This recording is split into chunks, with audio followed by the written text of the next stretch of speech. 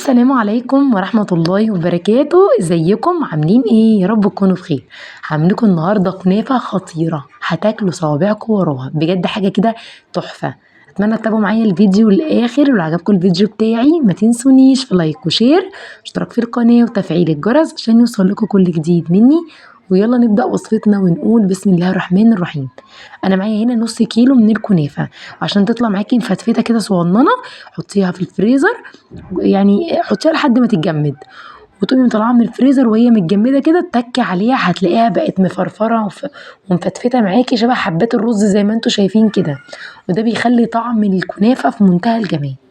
بعد كده هسيح كوبايه من السمنه، ويا سلام بقى لو السمنه دي كانت سمنه فلاحي بتدي طعم خطير. هي الحلويات بتحب قوي السمنه الفلاحي، ما عندكيش يبقى سمنه من العاديه بس يكون طعمها كويس.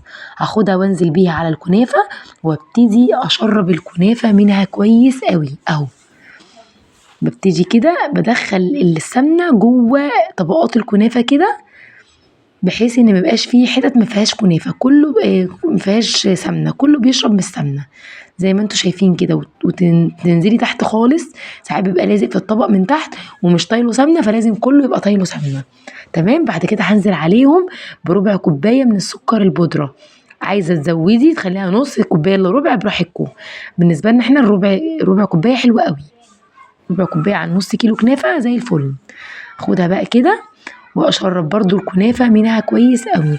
عايزه اقول لكم هتاكلوا صوابعكم وراها، حاجه جميله جدا. يعني لو رايحين معزومين بره حابين تاخدوا حاجه بيتي نظيفه، اعملوا الكنافه دي هتعجبكم جدا.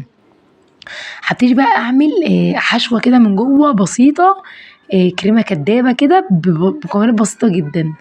هنزل بحوالي كيلو الا ربع من اللبن، اللي هو 3 كوبايات من اللبن، حاجه كده غويطه، حله غويطه او حاجه، وانزل بيها ب3 كوبايات من اللبن. وبعد كده هنزل عليهم نقول مثلا معلقتين كبار من النشا، معلقتين او 3، خليها معلقتين بس من النشا زي ما قلت لكم، خليها معلقتين، هي جت معايا سميكه سنه، او 3 معالق خلاص، ما كترش عن 3 معالق خلاص. ونقلب بقى كده باستمرار، يعني كل كوبايه عليها معلقه نشا، نقلب باستمرار. وما تحطيش عليها ولا فانيليا ولا تحطي عليها سكر. تمام. انا عايزاها تبقى يعني ما فيهاش، مش مسكره خالص. هجيب بقى نص كوبايه لبن وانزل عليها بمعلقه من القشطه اللي هي وش اللبن، وده اختياري. ما عندكيش ممكن تجيبي مثلا كوبايه كريمه من صغيره من السوبر ماركت وتنزلي بيها على الخليط التحفه ده. طب هتنزلي بيه امتى؟ اول ما تلاقي الخليط ده سخن معاكي، ما غلاش، سخن بس اهو.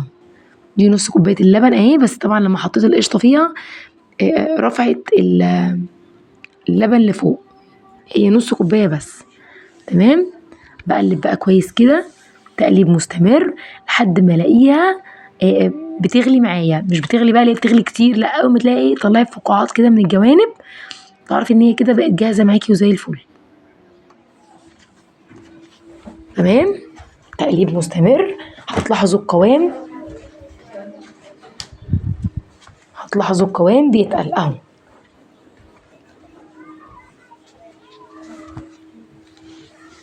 بعد كده بقى يلا نجيب الصينيه، طبعا دهنتها كويس جدا بالسمنه، وبدات اخد 3/4 الكميه بتاعتي واحطها في الصينيه من تحت زي ما انتوا شايفين. وعايزه بقى اكبس الخليط بتاعي ده، كميه الكنافه دي اكبسها كويس قوي.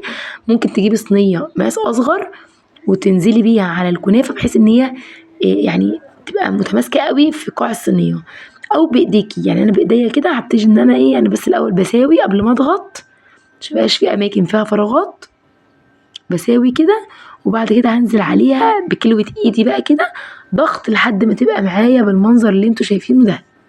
وطبعا بعمل حروف، بعمل حروف عشان الخليط بتاعي ما يطلعش بره.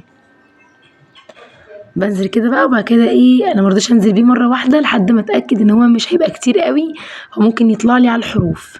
فانا بنزل واحده واحده كده بختبر القشطه بتاعتي. عايزه اقول لكم القشطه دي طعمها خطيره روعه. حاجة كده فوق الممتازة. بنزل بقى كده، وطبعا انا عامله لها حروف، ما تقلقوش خالص طول ما الحروف دي موجودة، ما تقلقوش. طيب الطبقة اللي فوق هعملها ازاي؟ الطبقة اللي فوق كل اللي هعمله ان انا همسك باقي الطبقة المتوفرة عندي دي واوزعها على الوش بضغطة خفيفة جدا. هوريكم هعمل ايه دلوقتي في الفيديو. انا بس بوزع كويس عشان كله يبقى واخد نفس سمك الخليط اهو. هنزل بقى ايه زي ما انتوا شايفين كده، فرفتة على الوش. بالمناسبة انا ما عملتش معاكم الشربات علشان انا كنت عاملة قطايف قبلها، فكنت عاملة كمية شربات.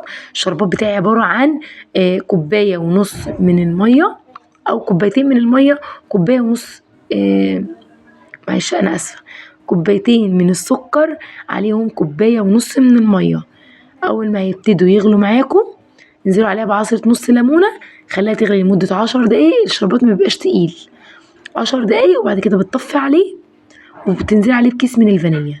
بس يبقى كوبايتين من السكر عليها كوباية ونص من المية عليها عصرة نص ليمونة. بعد ما بتخلص خالص بتنزلي بكيس من الفانيليا. تمام. بصوا اهو سويت الوش اهو ودخلتها الفرن. بصوا الجمال والحلاوة. تيجي بقى اخد الشربات اللي كان عندي وسقسق الكنافة. الكنافة تبقى ناجحة معاكي لما تسمعي صوت عارفين الصوت ده كده، المعنى كده ان هي بتشرب بتشرب الشربات. عايزه اقول لكم خطيره. هطلع لكم قطعه كده حلوه قوي يا جماعه. بصوا بتشرب، شايفين؟ طول ما الكنافه بتشرب معاكم الشربات تعرفوا ان هي ناجحه. طبعا دخلتها فرن سخن درجه حراره 200 في الرف الوسطاني، وما شغلتش الشوايه، هي الحراره سوت فوق وتحت. وادي شكلها، وادي هطلع لكم قطعه كمان. يلا جربوها، متأكدة انها هتعجبكم جدا جدا. كل سنة بعمل معاكم كنافة الطاسة، السنة دي عملت بقى كنافة الصينية. جربوها تعجبكم طبعا، مش هوصيكم. لو عجبكم الفيديو بتاعي ما تنسونيش في لايك وشير اشتراك في القناة وتفعيل الجرس عشان يوصل لكم كل جديد مني. اشوفكم ان شاء الله في وصفة جديدة، والسلام عليكم ورحمة الله وبركاته.